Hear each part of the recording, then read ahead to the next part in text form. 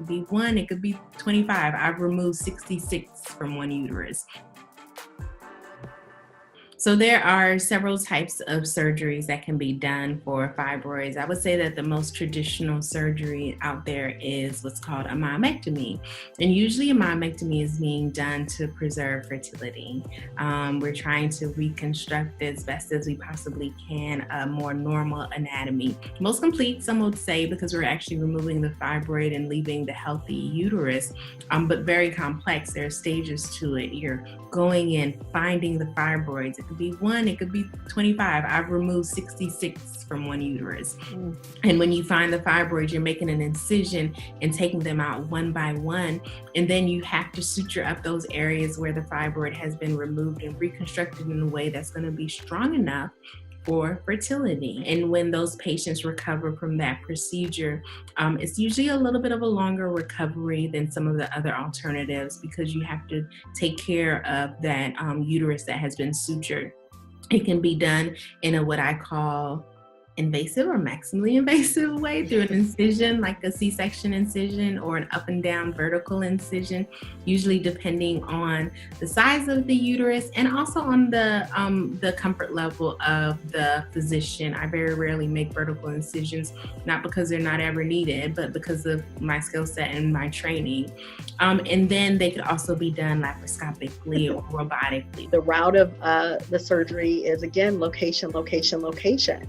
So a surgical technique for myomectomy could also be the hysteroscopic approach, going through the vagina into the cervix or the opening of the uterus with a camera, and then using a device to shave down in pieces a fibroid and take it out of the body that way. Those patients leave same day. It's a very simple surgery as far as recovery. And then hysterectomy is an option.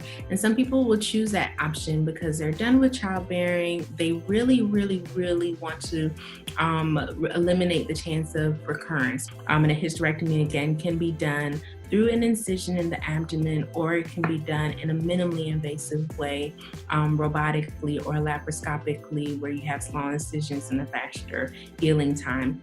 Usually, to be very clear, hysterectomy does not involve the ovaries. Those are two separate organs. Your ovaries are what are responsible for those hormones we've been talking about this entire time. Will help you try to prevent going into menopause post-surgically. Your uterus is where the problem is. It's what the fibroid grows from. Now we recommend that you take your tubes too, because your tubes, actually, the fallopian tubes or the ends of them may have a precursor, or has found to have a precursor to ovarian cancer and peritoneal cancer. So we take the tubes, and in some situations, in most situations, we recommend taking the cervix as well, because we're doing this hysterectomy for pathology. Fibroids can grow on cervixes. You know, a key thing that I always want women to be aware of is, what are the risk factors? Myomectomy, when it's the most invasive version, actually can cause a lot of scar tissue, right? That scar tissue can cause an obstruction right away. It can cause an obstruction years down the road. Even with hysterectomy, we've had women who, after that, they ended up dealing with mental health issues, to breast cancer. The great thing about this type of empowering environment is that we don't want you to get to the point where your only option is surgery. No. However, if you're there, understand that it can be done in a safe way. No, we can't predict all outcomes, but be comfortable with your surgeon, and you could have, potentially wonderful results.